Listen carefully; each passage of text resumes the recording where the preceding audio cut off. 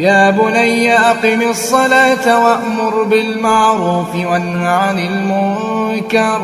وانه عن المنكر واصبر على ما أصابك إن ذلك من عزم الأمور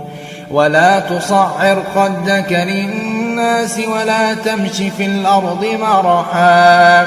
إن الله لا يحب كل مختال فخور